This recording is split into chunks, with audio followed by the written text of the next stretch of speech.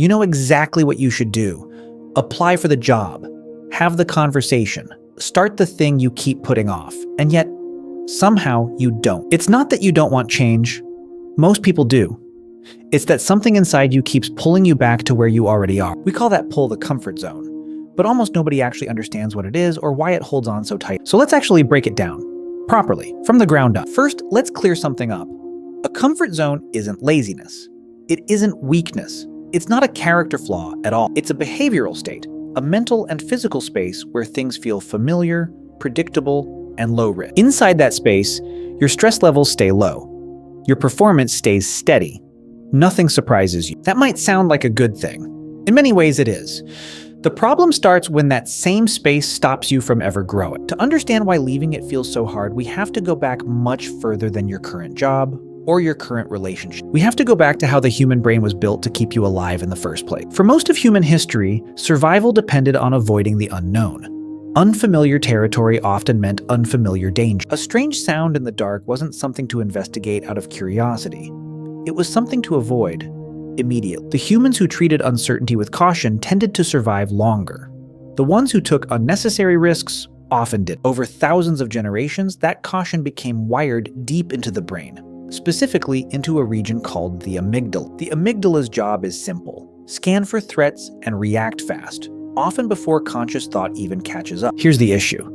The amygdala doesn't clearly separate real physical danger from something like social risk or uncertainty. To this part of your brain, asking for a raise and encountering an actual predator can trigger a surprisingly similar alarm response. Your heart rate rises, your muscles tense, your mind starts generating reasons to avoid the situation entirely. This isn't your brain malfunctioning.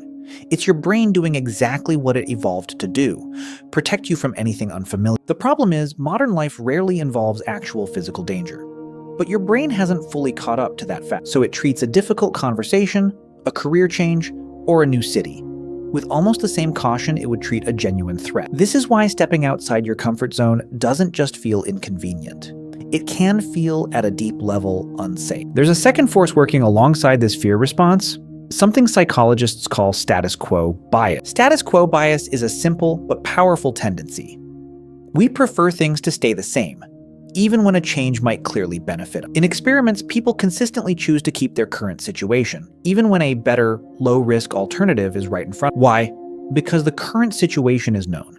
Even if it's not great, you already understand its risks, its patterns, its outcome. A new situation, even a better one, comes with unknown variables. And unknown variables to your brain register as risk. This explains why people stay in unfulfilling jobs, unhealthy routines, or unsatisfying relationships far longer than logic would suggest. It's rarely about not knowing something better exists.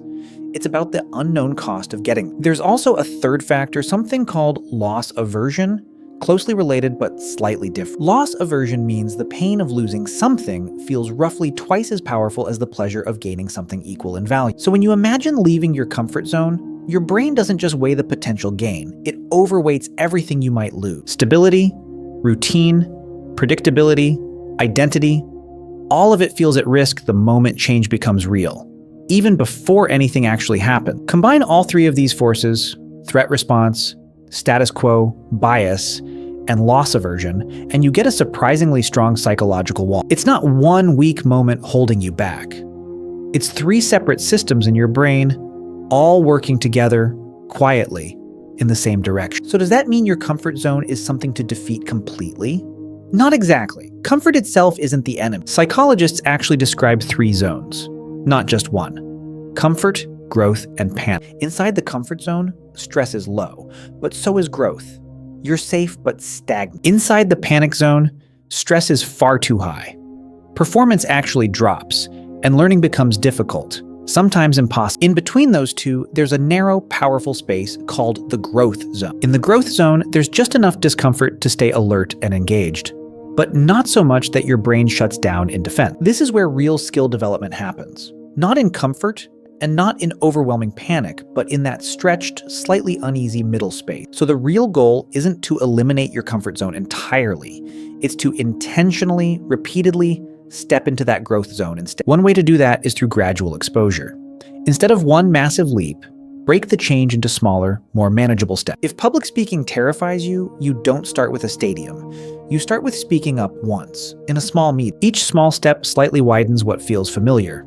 Over time, your comfort zone itself expands rather than staying fixed in place. Another approach is reframing the discomfort itself, not as danger, but as a signal, specifically a signal that growth is happening. The same racing heart before a hard conversation and before a genuine threat can be relabeled consciously as excitement instead of fear. This doesn't remove the discomfort, but it changes your relationship to it, which is often enough to move forward anyway. Your comfort zone was never built to trap you.